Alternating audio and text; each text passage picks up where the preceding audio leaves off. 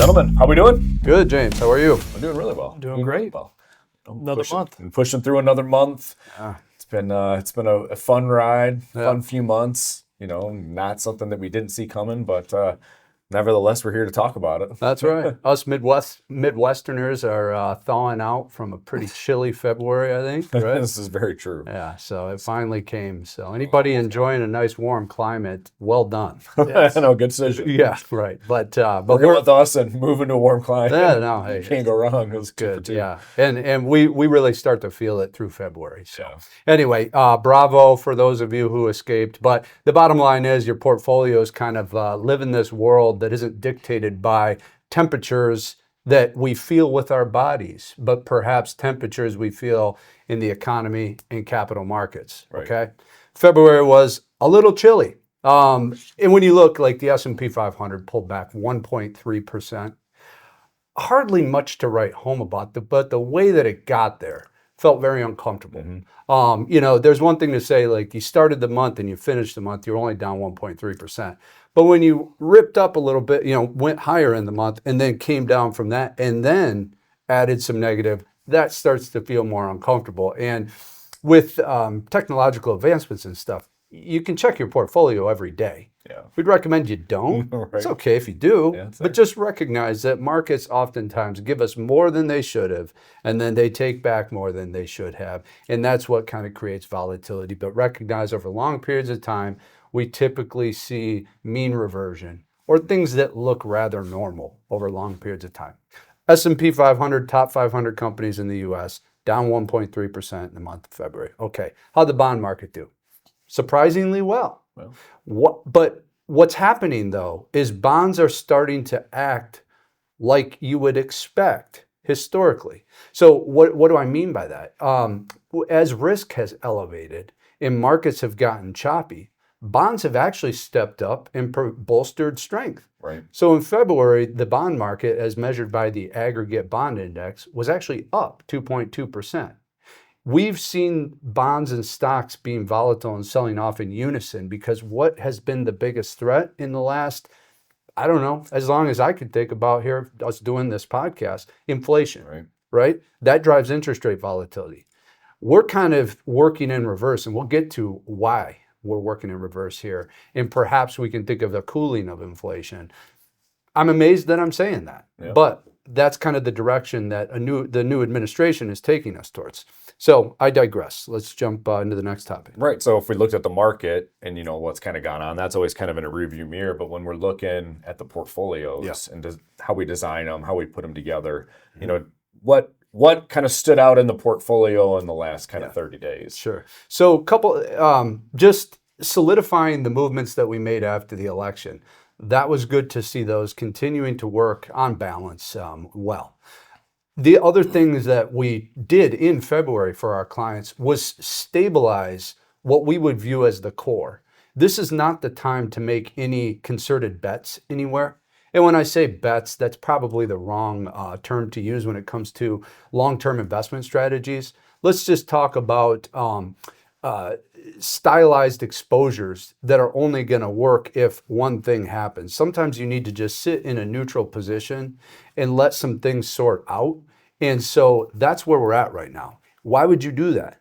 Anytime you have a phase transition, it's okay to just say, I'm going to let the dust settle a bit here. That's really what we're doing in the portfolios for our retirees and, quite frankly, those who have a little bit of a risk appetite too. Again, it's okay to go not what's called flat, where you're like in cash, but neutral positioning that just looks like a market, so to speak. So that's where we've pushed ourselves. Maybe one of the things that our clients, I think, have noticed is a little bit of precious metals exposure. Recognize that sometimes that can be inflation hedge, but also a hedge against everything going wrong in the world. So our clients do see that in their portfolio now. Right. We try to build it to kind of withstand some of these. And recognize that there are a number of ways to gain that precious metals exposure. Sometimes a fund manager likes to hold it within the fund, or you can buy the actual, say, ETF that is sitting on that physical precious metal. we're always looking, obviously we're always looking at the portfolios, looking at the markets, looking at the economy, but we do also look back on some of, the decisions we've made, right? Yeah. Or the thoughts we've had or things that we've talked about, whether it's just, the three of us as a firm with clients specifically. And one of the things we're kind of looking back on is we actually talked this year that we anticipated some market weakness heading into, end of February, March, April kind of time frame, right? I guess we talked about that, and we're starting to see it a little bit, right? And we'll never take a victory lap because it's a new challenge every day. But it is nice to go back and kind of look through our thesis, and then if it played out, that means that we're looking at the right things. Okay, one of the main, I think, ingredients to long-term success in portfolio management is looking at the right things and actually boiling down all the litany of data points to the things that matter most. And those actually change even. So yeah, we anticipated the weakness. And what were we forecasting? It's a change in the way that, the Biden administration was doing its economic impact versus how Trump wants to impact the economy. And we figured that in that change, it would be met with uncertainty. Markets hate uncertainty, and you get the chop. Yeah. So anyway, that really wasn't too hard to come up with. Well, and we could probably argue that the chop's always there, right? We talk internally, the three of us for sure, in terms of like the frequentism of how the markets are going up and down, or kangaroo portfolios. There's lots of ways to look at it, but we see these ups and downs, and you talked even earlier this podcast, it's maybe not as high as it gets or as low as it gets, but it does go high and low. Right. So frequentism is the study. Quite frankly, frequentism is just probabilities and statistics, okay?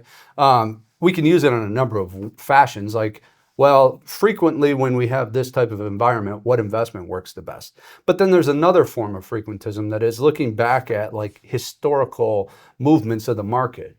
And to have a 5% pullback, for instance, I don't know, you go back to like the 1920s and say to date, you would expect to see a 5% pullback in the S&P 500 around 3 times a year. So when it happens, you don't have to be surprised. And you can say this is part of the ride. Yeah. I'll tell you, even 10% pullbacks kind of come up around 1% or one time per year.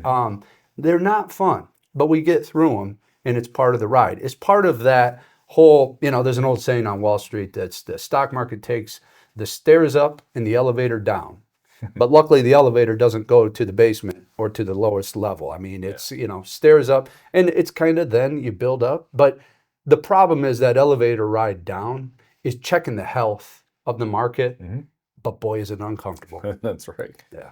Very uncomfortable. But, even in 3%, if we go the other way, 9 out of the last 15 years, there's been at least 2 or 3 different 3% pullbacks within those years. Yeah. And that really is kind of stretched that last bull market that we saw. So it is normal. Those volatility events are normal. Like you said, it's just can be uncomfortable getting through there. And the shift, Ryan, that you started to talk about in economics from maybe the demand side to the supply side. Talk to us a little bit more about, maybe the shift in, the difference of presidencies and the economic, side that they're looking at. Yeah, I've been spending a lot of time diving into that, just what you bring up.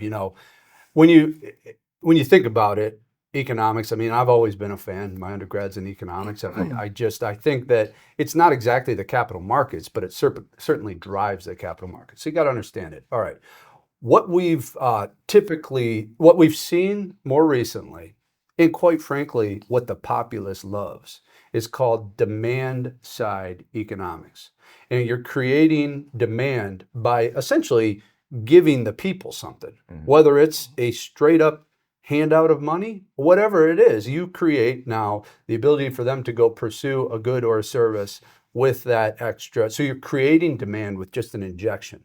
Supply side economics is different, and it's not as fun for the populace, but it's basically creating the opportunity through, perhaps corporate tax cuts. If all of a sudden a corporation is going to be more profitable, they're going to be able to hire more. Perhaps it's reduced regulation. So you reduce regulation and then allow more individuals to enter the workforce. But the problem is it creates where you've got to go work for that carrot, okay? That's not as fun. The issue is demand side driven economic stimulus is very inflationary. Supply side is not, or it's less inflationary, far less inflationary, but it comes with work and it's not fun for the populace. We are transitioning there. But I think you're going to hear things like, tax cuts for the rich or things like that, because they would theoretically be the ones owning businesses and stuff. I get it, okay? And this is not a political statement, but if we have an inflation problem, but we still want to grow our economy, We got to combat it. well, and that would be a road to travel down, right? So it would be one of the roads you could travel down, just so everyone understands what's happening. And when we talk about a phased transition, that's what I'm studying. That's what we're studying. That's what we're really digging in and looking at and understanding where is that drive going to come from for economic growth. Make sense? It makes sense. Yeah. Yep. That's that trickle down effect, right? So you're hoping that by that trickle down from cutting from businesses, maybe that it's going to get to the lower middle class, and provide the stimulus there. But, one thing that has also caught the attention of everyone, I think, is DOGE, the Department of Government Efficiency, right? And, things are moving very quickly, high emotions, there's a lot of cuts happening. How's DOGE impacting maybe our strategy or economics or markets? Yeah, I think that's what you got to really look at it. Yeah. On balance, like, what does it do to the economy? And when we say DOGE, I mean, this is like the newest arm of the government. It's not the cryptocurrency with the little dog on the thing, No, right? But what's happening is the government efficiency. Here's the issue. We don't even need to talk like numbers or exactly what they're finding and stuff like that. I know we'll jump into a little bit of that, but here's the issue you got. When the government spends money, when the government prints money and then spends it, it really doesn't matter where it goes. It drives demand. Or how about this? It weakens the dollar, and that's what creates the inflation. But when you have an abundance of something, each unit is worth less, right? So as you're spending, in any way, shape, or form, you're printing this money. It's called deficit spending. The value of the dollar goes down. And then so share of XYZ company was worth $100 one day. We print a bunch of money. Well, now it takes $110 to buy that same company. Not that it got any more valuable, but the dollar got less valuable. Okay, so that's one of the things you got to think about. So if you think that the efficiency comes in, they're going to find waste and then pull back on that spending. The issue that you have, it doesn't matter where the money goes. It's stimulative when it's deficit spending. It's inflationary. So I'm not saying that we don't need something like this, but recognize that these are austerity measures. Unless at some point we hear that the savings is going to be pushed out through a glimmer of demand side economics. So take the savings and say, you know what, we're going to give this back to the taxpayer. At that point, now you got something pretty stimulative. But in the meantime, it's being viewed as austerity measures. And quite frankly, the rate that it's moving, it's putting investors and just citizens on edge. Some of the headlines that I'm seeing out there and some of the phone calls that I'm getting too, I'm concerned for the mindset of my clients, especially those who are, maybe getting Social Security or something. Well, and bringing up Social Security, you kind of like, you must know what's, we're talking about next on our sheet, right? Right, and but again, going from like DOGE, you might be seeing some short-term pain there for maybe the long-term viability. At least that's the outlook of what the current administration is looking at, right? And so there's an issue there. I mean, there certainly is on both sides. And again, we're not making political statements here. It just it is what it is. So, but as far as like Social Security goes, right, the viability of Social Security, I mean, they're talking about maybe some waste, fraud, and abuse there too, and if they're cutting that, but a lot of the phone calls that we kind of are they looking at taking Social Security away from us? Yeah. What's the long-term viability of Social Security? I mean, that's going to matter significantly for our clients and seniors.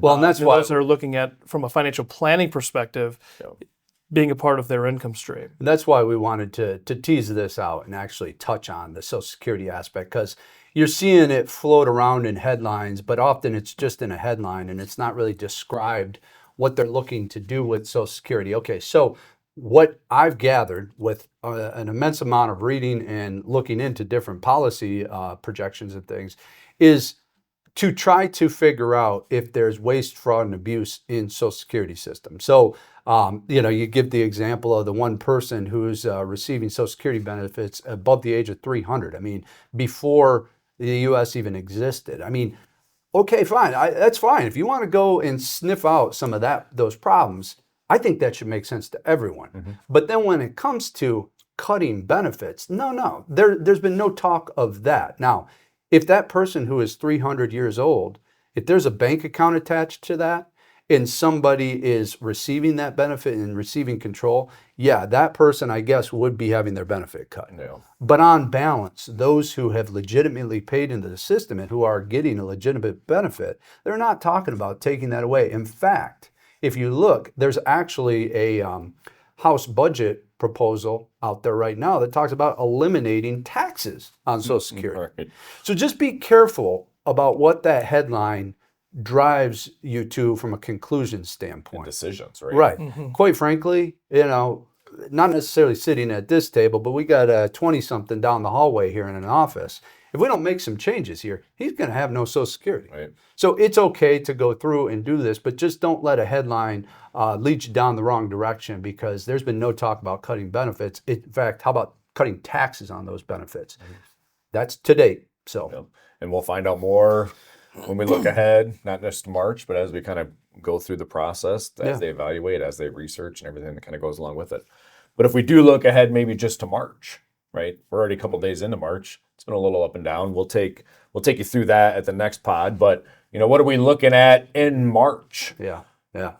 Well, it's about as clear as mud, but right. But hey, it's all right. So the bottom line is what you're looking for is the leaders out there that actually are, making moves that will impact the capital markets. So probably our best guide through this is going to be Scott Bessent, our Treasury Secretary. Mm-hmm. Very level-headed individual from my perspective. And so what he's talking about right now is there's more focus on actually interest rates than the stock market.